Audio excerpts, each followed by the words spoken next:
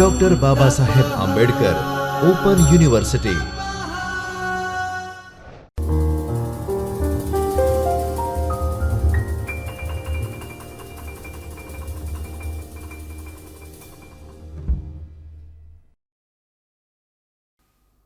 Welcome students. Doctor Baba Saheb Ambedkar open યુનિવર્સિટીના online class અથવા તો યુટ્યુબ ઉપરના ક્લાસમાં તમારું સ્વાગત છે. સમગ્રલક્ષી અર્થશાસ્ત્રનો તમે લોકો અભ્યાસ કરો છો.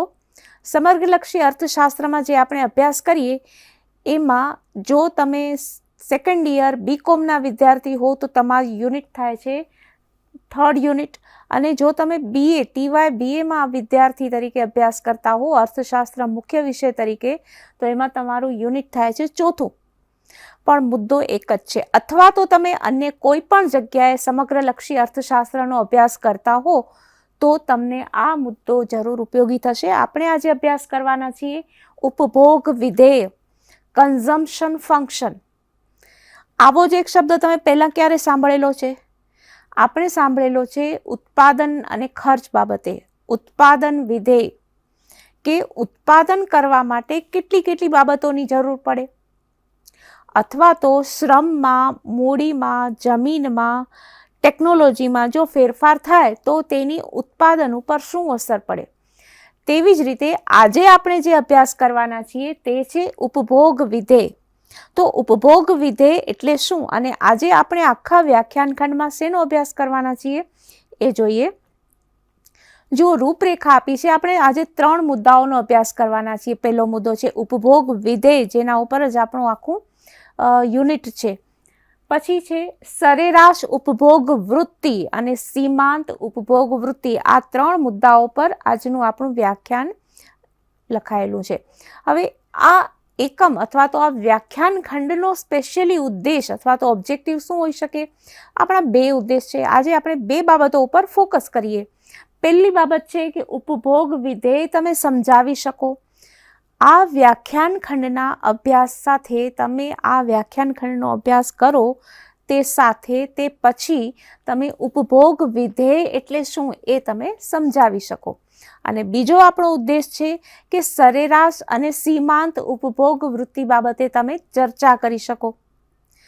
આપણે એ પણ સાથે સાથે જોઈએ કે આપણે સમગ્રલક્ષી અર્થશાસ્ત્રમાં શા માટે ઉપભોગ વિશે આટલો અભ્યાસ કરીએ છીએ. ઉપભોગ એટલે શું? એટલે કે વપરાશ.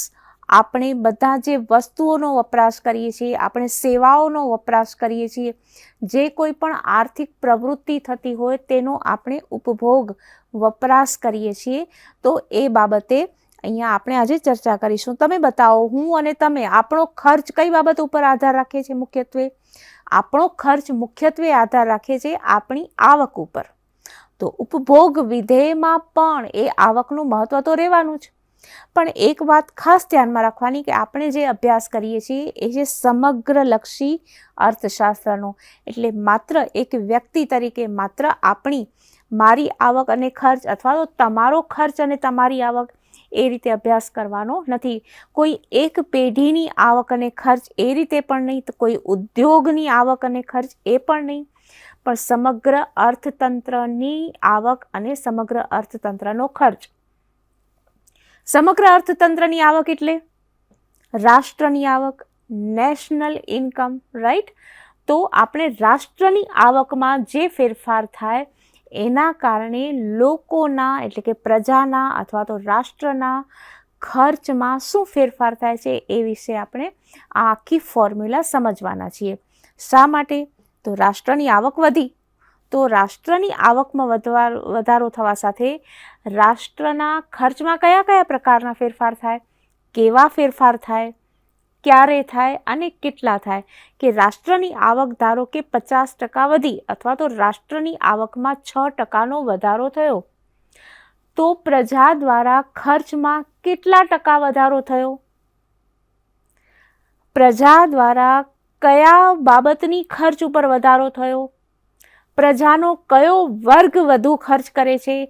જો ધારો કે મધ્યમ વર્ગના લોકોનો ખર્ચ વધતો હોય તો આપણે સ્પષ્ટ સમજી શકીએ કે રાષ્ટ્રમાં જે આવકનો વધારો થયો છે એ મધ્યમ વર્ગના ફાળે ગયો છે. ધારો કે રાષ્ટ્રની આવકમાં વધારો થાય તેમ છતાં કુલ ખર્ચમાં નોંધપાત્ર ફેરફાર થાય નહીં, વપરાશ ખર્ચમાં ફેરફાર થાય નહીં, પણ રોકાણ ખર્ચ વધે, તો આપણે જાણી શકીએ કે જે રોકાણ કરનાર વર્ગ છે અથવા તો જે લોકો ઊંચી આવક, વધારે આવક મેળવતો વર્ગ છે એની આવકમાં ફેરફાર થયો છે, જેણે વપરાશની બધી વસ્તુ ઓલરેડી પરચેસ કરી લીધી છે, ખર્ચ કરી લીધો છે, હવે બચતમાંથી એ રોકાણ વધારે છે, એની આવક વધી પણ એ વપરાશી ખર્ચ નથી વધારતા. તો આ રીતે આપણે બધી માહિતી મેળવી શકીએ. એટલા માટે આપણે અભ્યાસ કરીએ છીએ ઉપભોગ વિધેયનો, કે ઉપભોગ વિધેય એટલે કે કઈ બાબતનો ફંક્શન છે, કે ઉપભોગમાં કઈ બાબતને કારણે અસર થાય છે. એક બાબત તો ખરી આવકને કારણે.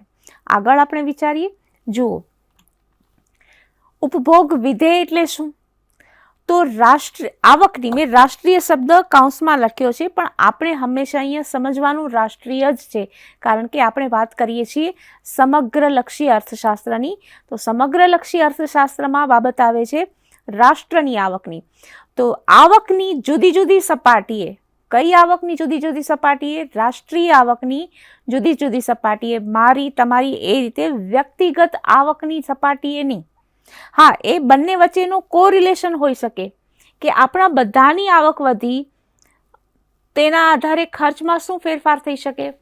આવકની અત્યારે આપણે જે ચર્ચા કરીએ છીએ એ છે રાષ્ટ્રીય આવકની જુદી જુદી સપાટીએ વસ્તુઓ અને સેવાઓ પાછળ થતા વપરાશી ખર્ચ વચ્ચેનો સંબંધ દર્શાવતું ગાણિતિક સૂત્ર, ઉપભોગ વિધેય, કન્ઝમ્પશન ફંક્શન, એ છે ગાણિતિક સૂત્ર.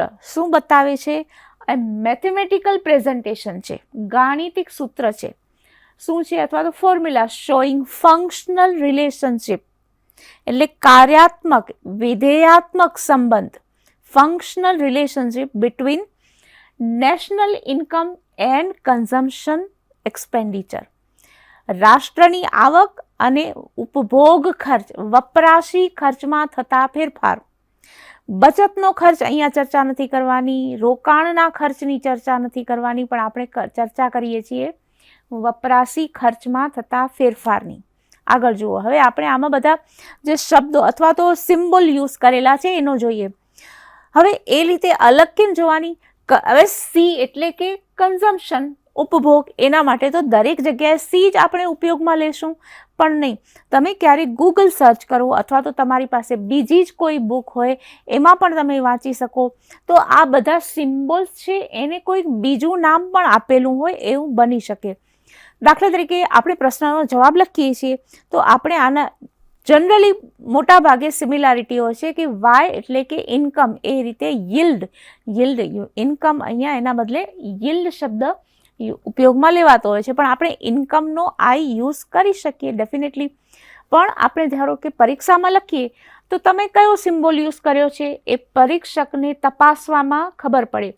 અથવા તો હવે તમે બધી જ પરીક્ષાઓ પાસ કરી શક્યા છો અને તમે બહુ આગળ વધી ગયા છો, કોઈ સારી જગ્યાએ જોબ મળી ગયો છે, તમે કોઈ રિસ્પોન્સિબલ પોઝિશન ઉપર છો, દેશની કોઈ મહત્વની પોસ્ટ ઉપર છો, તો પણ તમારે ધારો કે આવું કોઈ પણ સૂત્ર, આ નહીં કોઈ પણ સૂત્ર લખવાનું આવે, તમે જ્યારે સિમ્બોલિક પ્રેઝન્ટેશન કરો તે સમયે તમારા સિમ્બોલનું મિનિંગ શું થાય છે, એને કઈ રીતે રીડ કરવાનું, કઈ રીતે વાંચવાનું, એના માટે આપણે આ રીતે ડિસ્ક્રિપ્શન આપેલું હોવું જોઈએ. કઈ રીતે? જુઓ, અહીંયા ફોર્મ્યુલા તો આપેલી છે, C is function of Y, મતલબ સી ઇઝ કન્ઝમ્પશન, ઉપભોગ. અહીંયા આપણે ઉપભોગનું આપણે બતાવીએ છીએ સીથી. એફ એટલે ફંક્શનલ રિલેશન, વિધેયાત્મક સંબંધ બતાવે છે. Y is income, national income. હવે અત્યારે આપણે વાયની જગ્યાએ આઈ રાખી શકીએ, ચોક્કસ રાખી શકીએ, પણ આપણે અહીંયા બતાવવું જોઈએ કે આપણે આઈને ઇન્કમ તરીકે બતાવીએ છીએ. અહીંયા વાય છે yield, એટલે કે જનરલી એગ્રીકલ્ચર સેક્ટરમાં આપણે જોઈએ કેટલું પ્રોડક્શન થયું, કેટલું ફિલ્ડમાં એટલે કે ફાર્મમાં કેટલું yield થયું, તો વાય મોટાભાગે ઉપયોગમાં લેવાતો હોય કોઈ પણ દેશમાં. જે પણ ભાષા હોય એ પ્રમાણે, ભાષાની પરંપરા હોય અથવા તો આદત હોય પ્રમાણે, તો વાય યુઝ થાય છે, એટલે એને બદલે આપણે ઇન્કમ લખી શકીએ, પણ અહીંયા વાય એટલે ઇન્કમ. સી એ છે ડિપેન્ડન્ટ. હવે આ ત્રણ વસ્તુ, હવે સી છે એ શું છે? પરતંત્ર ચલ, એમાં ફેરફાર થશે. પોતાની રીતે જાતે ફેરફાર નહીં કરે. શેમાં ફેરફાર નહીં થાય? જાતે જ ફેરફાર શેમાં નહીં થાય? કન્ઝમ્પશન, ઉપભોગમાં જાતે ફેરફાર નહીં થાય.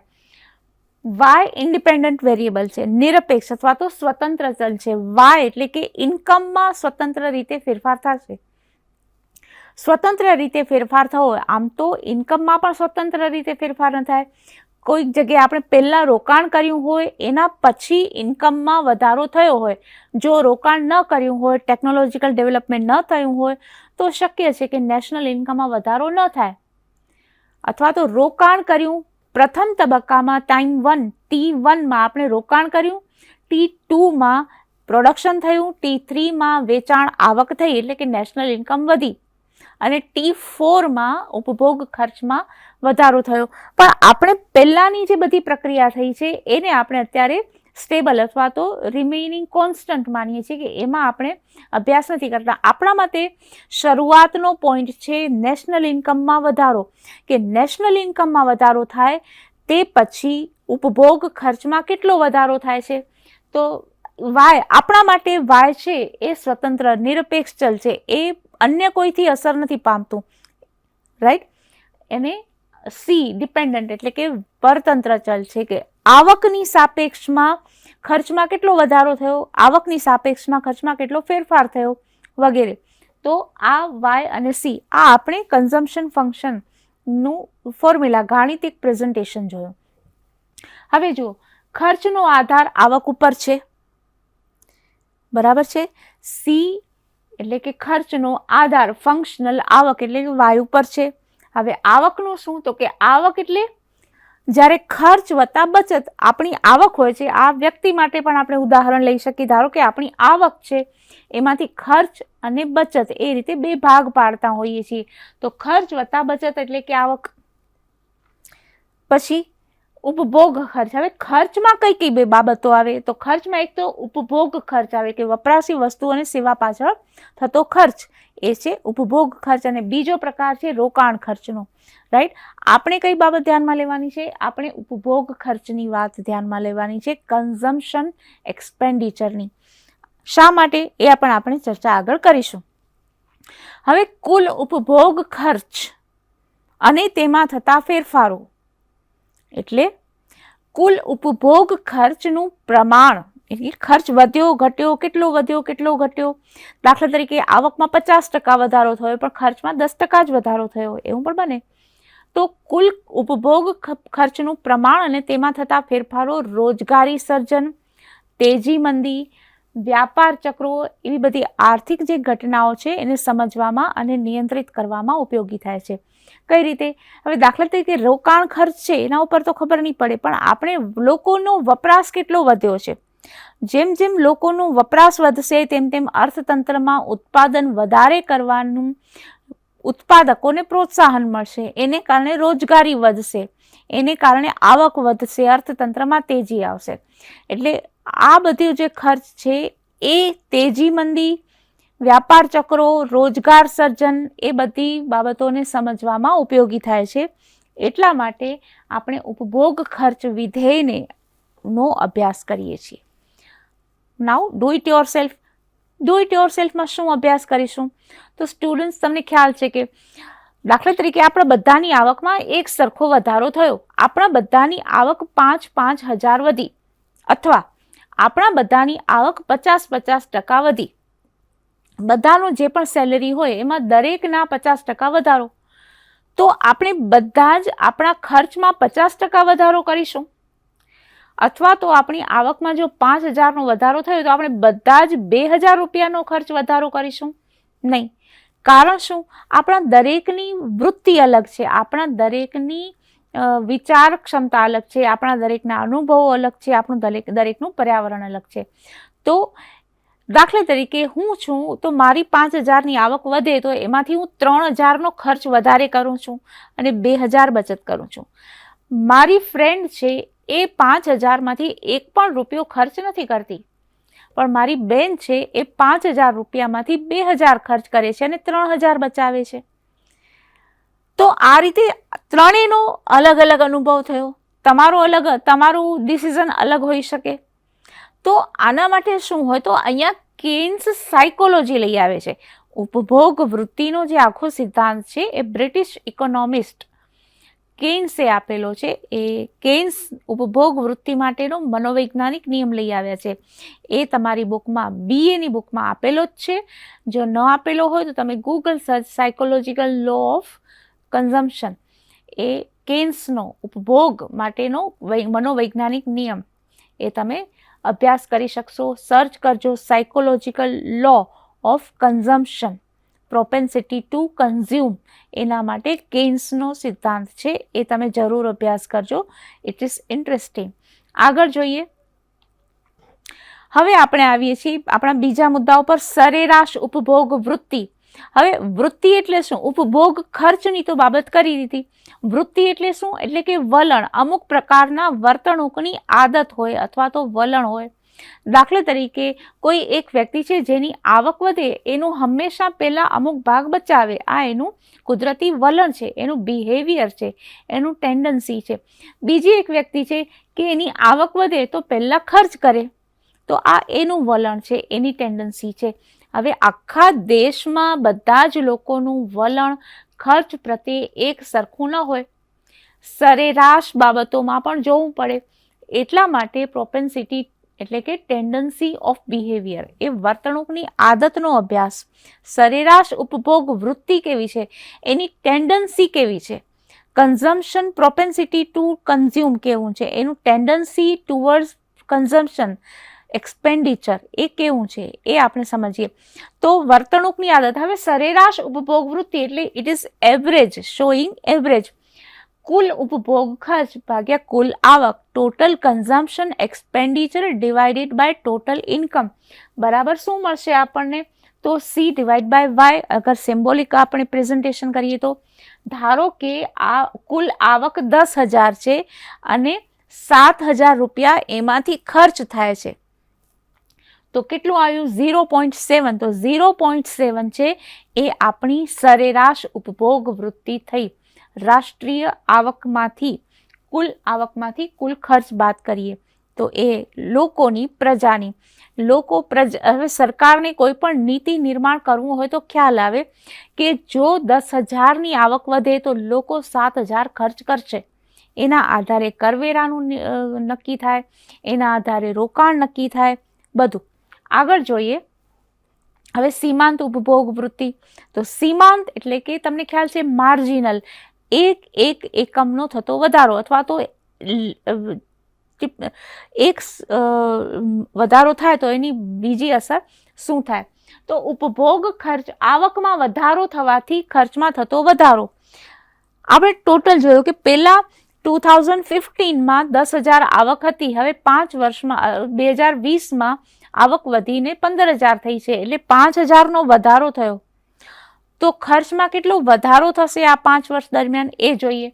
તો ઉપભોગ ખર્ચમાં ફેરફાર કેવી રીતે થશે? તો બેઝ શું છે? પાયો, બેઝ, આધાર. પાયો શું છે? તો કે આવકમાં ફેરફાર. એના લીધે ઉપભોગ ખર્ચમાં શું ફેરફાર થાય?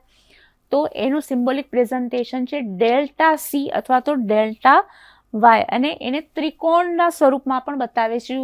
અહીંયા મારે Y બતાવવાનું થાય, ડેલ્ટા C, અહીંયા ડેલ્ટા Y. Y અહીંયા ટાઈપિંગ કરવાનું રહી ગયું છે. તો ડેલ્ટા C ડેલ્ટા Y, જેવી રીતે DC DY છે એવી રીતે ડેલ્ટા C ડેલ્ટા Y, અહીંયા Y ટાઈપ કરવાનું રહી ગયું છે, તમે ધ્યાનથી કરી લેજો. આવકમાં ફેરફાર. તો 9,000 રૂપિયામાં પહેલાં આવક હતી 7,000 રૂપિયા, હવે એમાં 2,000નો વધારો થયો, 9,000 રૂપિયા થઈ ગઈ. સોરી, 10,000 આવક હતી, ફરીથી અહીંયા મારી ભૂલ થાય છે, 10,000 આવક હતી એમાંથી 15,000 થઈ અને 7,000 ખર્ચ છે. એ ખર્ચમાંથી ખર્ચ ફેરફાર થયો છે 9,000. તો 7,000માંથી ખર્ચ વધ્યો, કેટલો વધ્યો ફેરફાર? તો આવકમાં કેટલો વધારો થયો? 5,000નો, અને ખર્ચમાં વધારો થયો 2,000નો. તો સીમાંત ઉપભોગ વૃત્તિ કેટલો વધારો થયો, કેટલો ફેરફાર થયો? એ આવશે 0.4. તો માર્જિનલ પ્રોપેન્સિટી ટુ કન્ઝ્યુમ, કે દર વખતે આટલા વધારામાંથી આટલામાં ખર્ચમાં વધારો થાય છે. આવકનો કેટલો વધારાથી ખર્ચમાં કેટલો વધારો થાય? તો સીમાંત. દર વખતે ધારો કે આવકમાં 5,000નો વધારો થાય તો દર વખતે ખર્ચમાં કેટલા હજારનો વધારો થાય? હોઈ શકે કે આ 0.4 આપણો જવાબ મળી શકે. તો આ છે સીમાંત ઉપભોગ વૃત્તિ. હવે આગળ આપણે જોઈએ. હવે ખાસ ધ્યાનમાં રાખવાની બાબત આવે છે પોઈન્ટ્સ ટુ નોટ. પોઈન્ટ અહીંયા ધ્યાનમાં રાખજો કે આપણે આજે આવકની વાત કરીએ છીએ, રાષ્ટ્રીય આવકની વાત કરીએ છીએ, તો સ્પષ્ટ થઈ ગયું સૌથી પહેલા એ વાસ્તવિક આવક કે નાણાકીય આવક. હવે એ તો તમે કહ્યું કે 3rd યરના સ્ટુડન્ટ્સ છો, તમે 2nd યરના સ્ટુડન્ટ છો, તો તમને એ રિયલ ઇન્કમ અને મોનેટરી ઇન્કમ એ વચ્ચેનો ડિફરન્સ ખ્યાલ હોવો જોઈએ. મોનેટરી ઇન્કમ એટલે કે નાણાંના સ્વરૂપે મળતી આવક, અને વાસ્તવિક આવક એટલે કે એ આવકથી આપણે કેટલી બધી વસ્તુઓ ખરીદી શકીએ એ બાબત, વસ્તુનું એમાંથી ખર્ચ કરી મેળવી શકતી આવક. તો વાસ્તવિક આવક અને નાણાકીય આવક.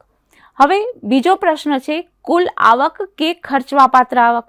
આવક કઈ હોઈ શકે? આપણે ટોટલ ઇન્કમ હોઈ શકે, પણ આપણે એમાંથી ટેક્સ પેમેન્ટ કરવો પડે. જો ટેક્સ પે થઈ જાય તે પછી આપણી પાસે જે બચત હોય, એટલે કે કુલ ખર્ચવાપાત્ર આવક હોય, બચતની બાબત નથી કરતા, કુલ આવકમાંથી આપણે જે ખર્ચ કરી શકીએ તે આવક, એને આપણે કઈ રીતે બતાવી શકીએ? ટૂંકા ગાળાના ખર્ચનો આધાર સમાજની નિરપેક્ષ વાસ્તવિક ખર્ચવાપાત્ર આવક ઉપર રહેલો છે. એટલે કે વાસ્તવિક આવક અને ખર્ચવાપાત્ર આવક, જે ફરજિયાત કરવેરા ચૂકવવા પડે, સ્કૂલની ફી ભરવી પડે, જે ફરજિયાત ખર્ચ હોય એ બધા ખર્ચ બાદ થઈ ગયા હોય, તે પછી લોનનું પેમેન્ટ હોય, તો આ બધા ખર્ચ થઈ જાય તે પછી જે આવક વધે તે ખર્ચવાપાત્ર. તો નિરપેક્ષ વાસ્તવિક ખર્ચવાપાત્ર આવક ઉપર આ રહેલો છે. અને સ્ટુડન્ટ્સ, કારણ કે તમે 3rd યરના સ્ટુડન્ટ્સ છો, 2nd યર બીકોમને પણ જો કદાચ આ ક્યાંય પણ લાગુ પડે ને ઉપયોગમાં લેવું હોય તો થઈ શકે. હું એક સજેશન કરું છું કે તમે મારી સંપર્કની વિગતો તો આપણે ચર્ચા કરીએ, કે સજેશન કે તમે 3rd યર BAના વિદ્યાર્થી હો અને તમારે પ્રોજેક્ટ કરવાનો આવે છે, રાઈટ?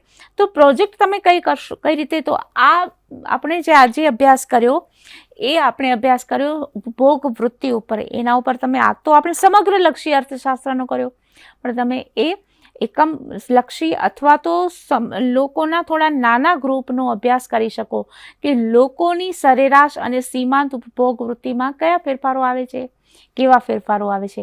દાખલા તરીકે આવકમાં ફેરફાર થાય તો ખોરાકમાં કેવો ફેરફાર થાય, આવકમાં ફેરફાર થાય તો મોબાઈલ ડેટા રિચાર્જમાં કેટલો ખર્ચમાં ફેરફાર થાય, આવકમાં ફેરફાર થાય તો પેટ્રોલ ડીઝલ ઉપર થતા ખર્ચમાં કેટલો ફેરફાર થાય. આના ઉપર તમે પ્રોજેક્ટ કરી શકો છો, અને તમારી આખા રાષ્ટ્રની નહીં, પણ તમે 50 લોકોના એક વ્યક્તિના સમૂહનો અભ્યાસ કરીને તમે તમારો પ્રોજેક્ટ તૈયાર કરી શકો છો, જો તમે પ્રોજેક્ટનું પેપર લીધું હોય તો.